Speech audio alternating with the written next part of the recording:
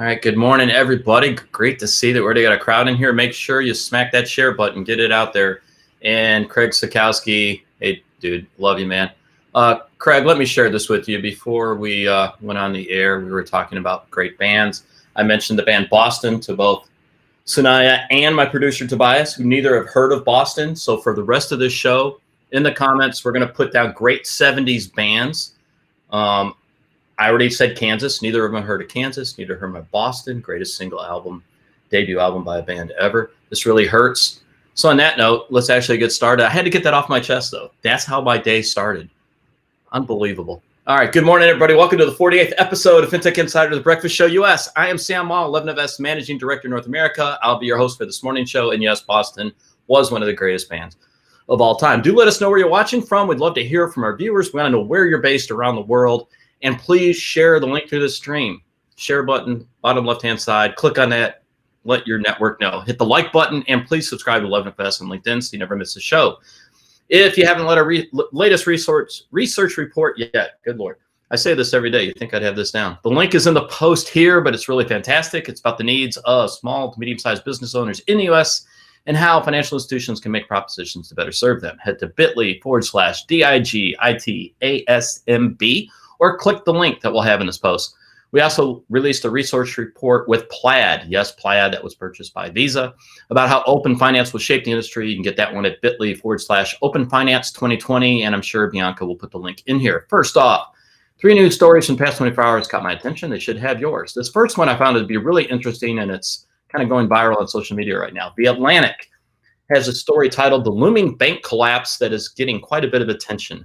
This article focuses on the CLO, or collateralized loan obligation.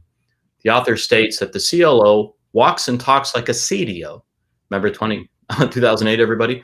But in place of loans made to home buyers, these are loans made to businesses, specifically troubled businesses. CLOs bundle together so-called leveraged loans, the subprime mortgages of the corporate world. These are loans made to companies that have maxed out their borrowing and can no longer sell bonds directly to investors or quality for traditional bank loan. There are more than $1 trillion worth of leveraged loans currently outstanding. The majority are held in CLOs. So it's an article worth checking out. Go watch The Big Short and watch celebrities give you definitions of CDOs and then just change the name to CLOs. We'll see where that goes. By the way, Wells Fargo was something like $50 billion they have tied up in CLOs. Anyways, moving on. The group Guardian reports Goldman Sachs Marcus, their savings account, has closed to new businesses after a deluge of deposits by cash-rich British households during the coronavirus pandemic. This means it's close to this regulatory limits. More than 500,000 people have opened accounts with Marcus since its launch in 2018, lured by table-topping interest rates. It's understood that in recent months, billions of pounds have poured into the account from households that have slashed their spending during the pandemic, pushing total deposits at Marcus up to 21 billion pounds. The rich keep getting richer. Goldman Sachs has taken the move to temporarily halt new deposits for fear they could hit the 25 billion pound level, at which point the Bank of England demands the money is held in a ring-fenced separate financial institution. Must be rough being Goldman Sachs. And finally, TechCrunch report on Pinwheel. Pinwheel is an API layer for payroll data that handles everything from income and employee verification to easily switching and managing direct deposits. The company officially came out of stealth today and announced that it's raised $7 million in their seed round. For consumers, the main draw for Pinwheel is automated direct deposit control, which allows consumers to control where their paychecks go. So, for example, if you want to split a direct deposit into multiple accounts or regularly move part of the paycheck into a savings app like Digit or Acorn, Pinwheel can help you do that. More importantly, on the business side, there's a ton of use cases. So according to Pinwheel, 82% of Americans get paid via direct deposit, which means the vast majority of income data is just sitting in payroll systems. This allows for interesting use cases, for example, on mortgages. The process to apply for a mortgage is incredibly hard. It requires multiple documents to prove income and employment status. Currently, there are few options to directly pull data into a unified machine-readable format for all use cases. Pinwheel wants to be the layer to provide that data flow. Andrew Kolpman, who's an investor at Pinwheel from First Round Capital, said you would take what would happen in 4 weeks from a mortgage process, and with Pinwheel, you turn it into 4 minutes. That's an interesting solution. I know I'll be looking a lot more at Pinwheel. All right, let's get our guest in, who didn't know who Boston was. This so hurts. Today, we're super excited to have Sunaina Swaminathan. And I said it right. I know I did. Head of data acquisition at M Science. Again, did not know who Boston was. Knows who Led Zeppelin is. Never heard of Kansas, but either did my producer, Tobias. On today's show, we're going to talk about alternative data, how you leverage it, and what are the challenges in acquiring it. So first off, before we start, although you don't know who Boston is, correct me if I'm wrong. At least you say this on LinkedIn. You speak Mandarin, Hindu, and is it Tamali? Did I say that right? No, you completely butchered the last two. I'm Indian. Growing up in India, you just pick up a ton of languages. So Hindi is something that's spoken all over India. So I know that. I know how to read and write that. Tamil happens to be my mother tongue, so I know that language as well. And I lived in China for about a year. Oh, okay. So I had to pick up just basic sentences to get by. What part of India are you from? I was born in Chennai, but my family lives in Bangalore. So there you go. All right. I speak English, and I know bands from the 70s, so that's pretty good. All right. And by the way, I think you've been on as a commentator, just like everyone else is. Almost every single show that we've had, you've been a good supporter and fan of this. You've done one of our happy hours. Tell everybody about the happy hour. Do you mind? Yeah, the happy hour is great. So you just get to meet a ton of people from different industries, different age groups. Everyone gets together. We have a couple of drinks, and I hope it was live, but it was virtual. And we get to talk about everything. I think in the one that I did with you, we spoke about Edinburgh to paintings to like books and movies. It was great. It was awesome. It's a great chance to just chill, right? Yeah, perfect. Yeah. That's a great way to describe it. All right, so let's talk about your company, M Science, which, by the way, a lot of times when I have folks on, I'm talking about startups and everything else. Y'all have been around for what, 18 years? Yeah, so we started off in 2002, but in 2016 we got acquired by Jefferies Financial Group, so we're a portfolio company of them. That's where M Science was born. But M Science is a data-driven research firm where we leverage several types of data sets. We bring in different data sets. We build models. It helps us predict how companies are performing. So we produce data-driven insights and research to our clients, who are both institutional investors and corporations. And we really help them make better investment decisions. So that's in a nutshell. We cover several stocks. We cover 200 plus global stocks. We have data-driven insights and research on close to 1,000 companies, both public and private. And we put out these research and we cover consumer, technology, media, telecom, industrials across different geographic markets. So we cover US, UK, Europe, and Asia. Yeah, your footprint, just even office-wise. I mean, I think it was like Portland, New York, Hong Kong, London. Yes. There's more U.S. cities than that, right? Where you have offices? Yeah. So we're headquartered here in New York. We opened our Hong Kong office earlier this year. We opened our London office last year. Portland, Oregon just happens to be another cool spot that we have our second biggest office. Yeah. I love Portland. Portland, we had Shamir Karkal on, one of the co-founders of Simple, talking about Portland. Portland is such an excellent spot for talent when it comes to, just data analytics, financial services. You take your pick. Ton of talent up there. Yeah, and there's Nike there as well. So yep. So I love talking about data. I love talking about drilling down into data, and I always love asking this question: how did you fall in love with data? So data is something that I was just I happened to be in the right place at the right time. I come from a completely different background. I was actually in sales, selling enterprise software solutions. Then I was part of a manufacturing firm that sold equipment to the Walmarts of the world, and just happened to get reference to this company where they were talking about data and all the cool things that they did with data. I was like, great, this is great. I have an MBA degree. I mean, might as well put it to some use. And just took the opportunity, seized the opportunity, really started with absolutely nothing. And here I am managing data partnerships at M Science. So it's definitely been a long ride, but a rewarding one for sure. And just to educate everybody in the comments section, take a look at Gene Donnelly's post. who put the backstory for Boston out there. So I love the people that watch the show. Gene, you are a legend. Thank you for that. Everybody read about it. It's very important that we give Boston its due, not the city. Screw the city, the band. So here's what I like data and what I find so fascinating about it. I was not born digital. And what we talk about this a lot at 11FS, right? My kids were born digital. My son was born the year the iPhone came out. He's never not had a smartphone in his entire life. Same with my kids. The internet was already there. They knew what email was instantaneously. I remember sending my first email. That's how long I've been doing this junk.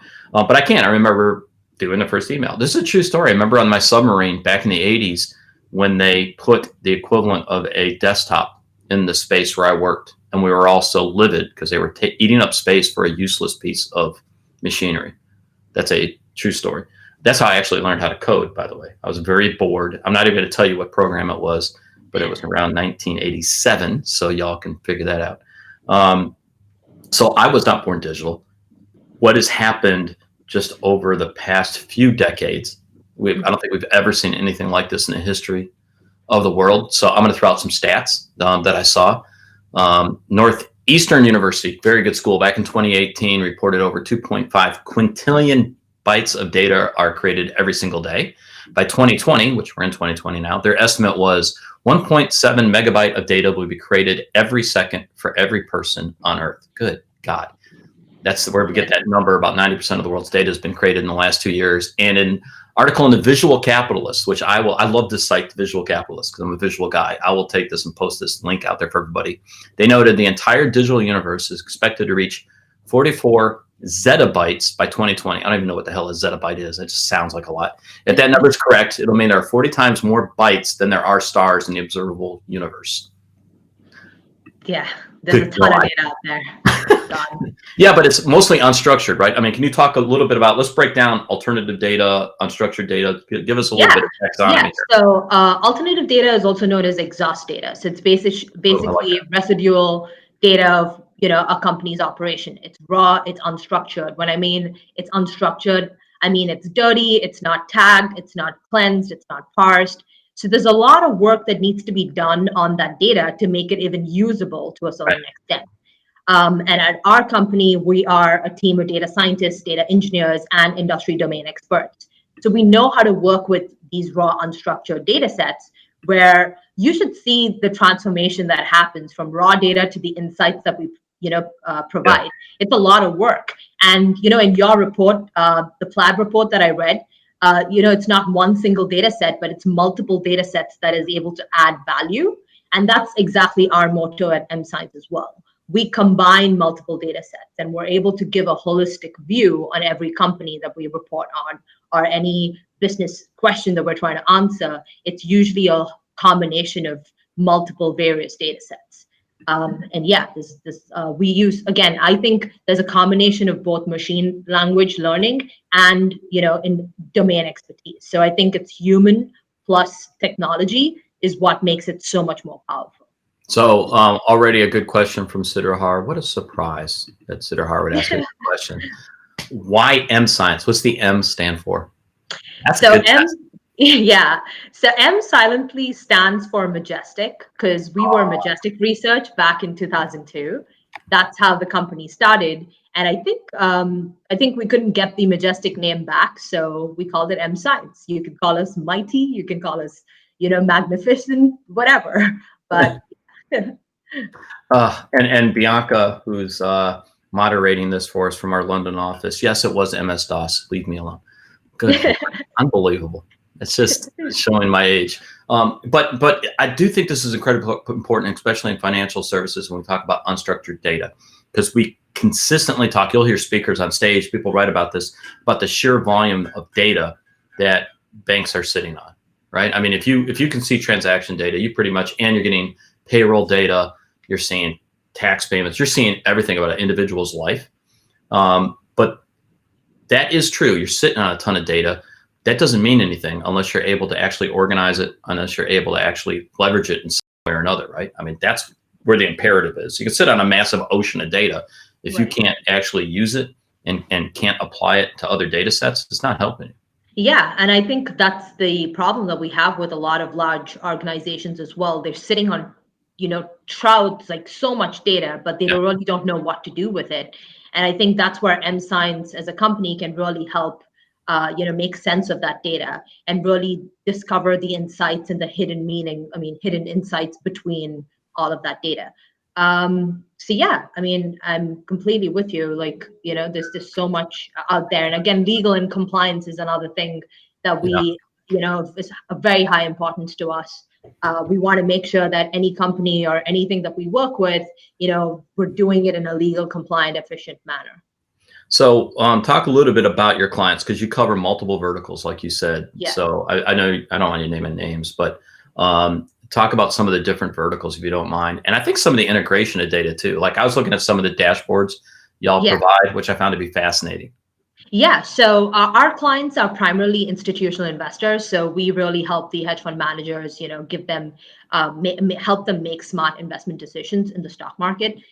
We also deal directly with corporations where corporates come to us and say like, hey, I have this business question, or we're trying to, create a promotion strategy, or, can you help me solve this question? And we do that with the power of data.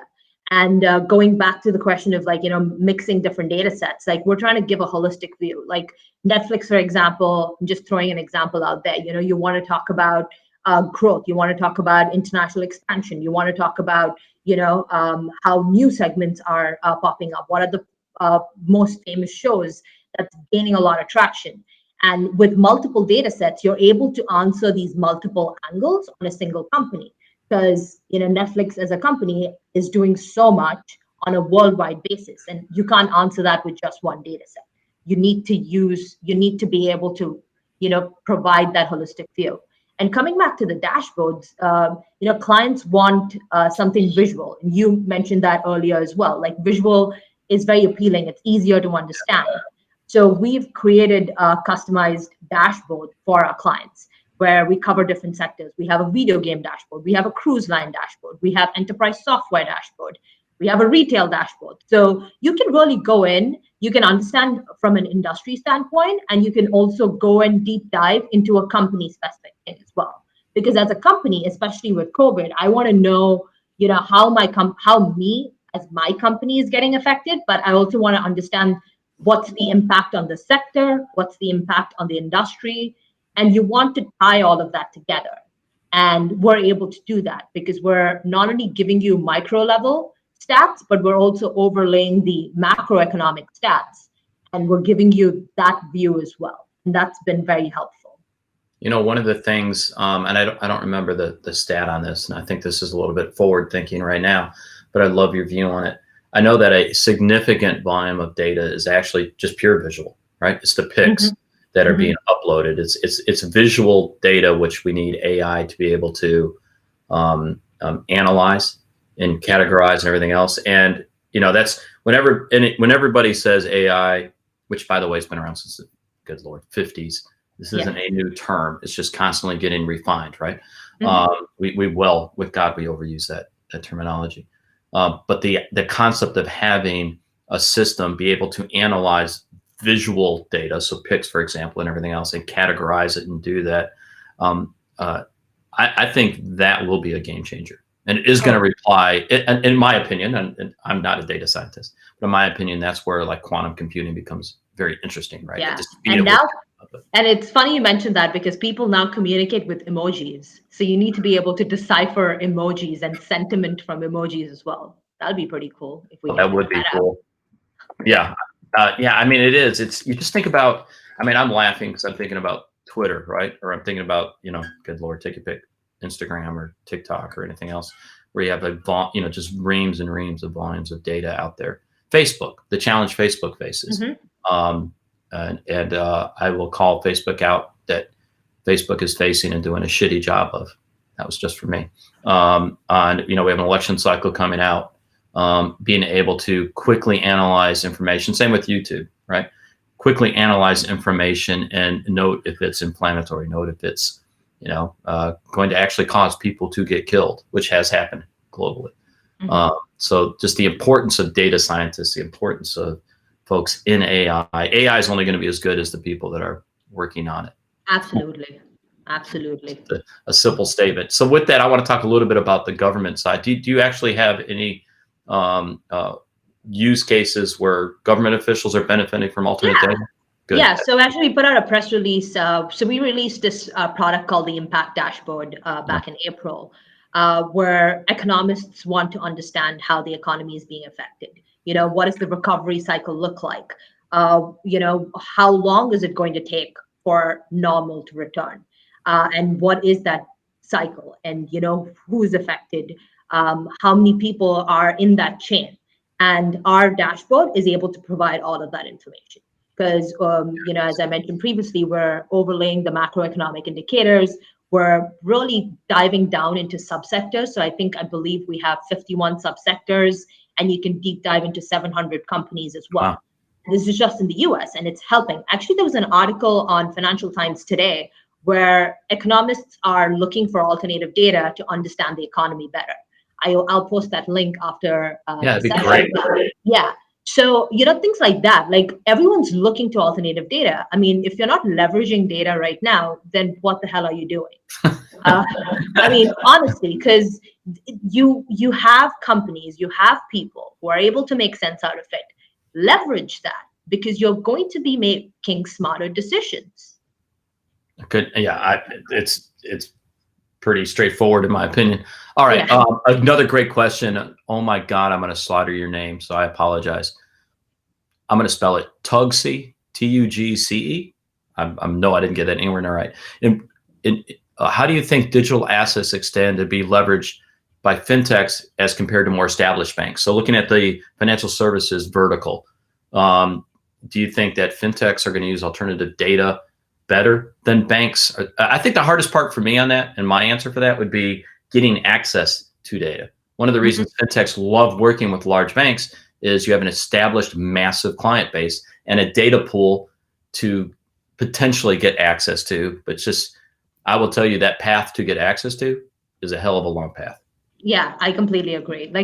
So large banks and financial institutions have a lot of data. FinTechs who are just starting, that data collection has just started. So, to build that data asset is going to take years. Yep. And so FinTechs have the technology. And I think that's why I come back to the point of like a combination of a large financial institution and a new FinTech.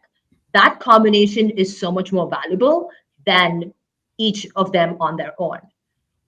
So yeah, I think the FinTechs absolutely have an advantage over technology. They're nimble, they are creative, they are willing to try different things, they're willing to take more risks. But end of the day, I think the financial institutions kind of control most of the data. And it's getting that access to the data in a compliant manner is a challenge. Yeah, I think, and that, and at the end of the day, that's the bank's responsibility to protect that data, right? I mean, you are talking about the regulatory side of it is there for a reason, and it should be. Another great question. Sidhar is on a roll today. All right. The universe of alt data is literally infinite. Yes, I compared it to the stars. How do you guys decide what alt data is even interesting? Then go about figuring out how to collect this data and then backtesting it against financial results. Man, that's a good question. Yeah, so some of the challenges that I face is, some of the data sets don't have enough history. For us, history is really important because we run a lot of predictive modeling. So we need at least a minimum of 2 years of history. Okay. And then there are data sets, that are very skewed. So that means it's too biased to a certain population, so it's not representative enough. And that's another huge challenge. And then the biggest challenge is, do you even have the rights to the data? Is it clean? Is it protected? Are you observing all of the privacy policies? Are you legally compliant? So M Science as a firm doing this for several years, we have, we're able to guide companies the right way. And for me, when I look at a data partner or a potential data partner, I can assess literally within the first 30 minutes of the call whether this data set is useful or not, because I know what metrics we want to derive from the data. So it's very easy to get that. Or we work with the partners, and we have a team of like brilliant data scientists at my firm. They work in all different languages that I can't even pronounce here, but they do a really good job of quickly back testing it, running against some of the models that they have built in already. And they're like, yeah, it works for this. It works for this name. And we get creative with it again. Yeah, we had. I'm reading the comments section. I love the comment section on this show, everybody. I actually do pay attention to it. So people are talking about your comment around emojis, and people are like, really? Why would we look at emojis? And Gene Donnelly, who does know who Boston is, by the way, and posted a link about them, said Venmo data equals emojis. It reminds me of an incredibly funny story, and I think it was at Princeton or Harvard, where a student was actually dealing out marijuana. Good on him for being entrepreneurial, not judging. But part of his way he got paid was via Venmo, and you had to put in a funny emoji to describe why you were buying this. And they were able to actually go out. The guy got busted by the cops, and they were able to see his entire customer base. Oh, wow. But then they did an analysis on the emojis. I loved it, right? What was the most popular emoji tied to weed? So believe it or not, yes, there is, I think, valuable data in emojis. It sounds stupid. It's not. It's not. Actually, great data. Yeah, it's funny you mentioned it. I was looking at my Venmo feed. It's only emojis. I know. Well, Bianca, who's on and giving me a hard time about MS-DOS, would tell you the same thing, right? There is a generational thing. And to be honest, at 11FS, we love emojis. We use them like crazy. It makes me, it makes me laugh. Another good question that came in from Christoph I believe in the Philippines, in Manila. Do you have use cases for insurance, being able to use data to accurately predict mortality rates, for example, risk underwriting? So insurance companies, that's really not a sector that we cover currently, but hey, we're a data company. So if there's a use case, we'll figure it out. Yeah, no, I would agree. All right, last question. And Gene, I'm going to give you the shout out just because, like I said, you know who Boston was. How firms work together for data is incredibly important given the security issues with consumer data. Has M-Science seen any platforms that allow for data collaboration for FinTechs and large firms that are also GDPR compliant? I don't really want to put out any names out there, but there are a couple of organizations out there, and I'm happy to take it offline and chat more on that. But there's definitely a lot of collaboration efforts out there. So there's a good outro. So how does Gene and Christopher and everyone else get a hold of you and actually learn more about M-Science? So I'm here on LinkedIn. I'm very active on LinkedIn, literally attending every 11FS show as well. Just the comment section here would work. Exactly. There you go. Just send me a message, add me on LinkedIn. Happy to chat. Happy to, impart my knowledge for sure. And everybody in the background, I'm playing Boston's More Than a Feeling. How do y'all not know this? This hurts me. It's one of the classic riffs of all time. That's just for me. All right, everybody, thanks for joining. My producer's like, I can't believe you just did that. I don't care. It's Boston, man. Tomorrow, I'm joined by, oh, God, guys. I will know how to pronounce Elia's name tomorrow. He's the host of a newly launched podcast called Mr. Open Banking. Damn, I love that name, by the way. It sounds like Mr. Robot. So we're going to talk to Elia and how he came up with that name. And we'll talk about doing podcasts because that's near and dear to our hearts, especially around financial services, because folks, believe it or not, it ain't easy. Again, if you know someone who would be perfect to come on this show, don't hesitate to reach out to me at Sam Mall or at the breakfast show at 11fs.com. Everybody, thanks for joining. Sunaina, thanks a lot. Thank you so much. Yeah, I'll send you the Boston album shortly. Everybody else, thanks. Bye.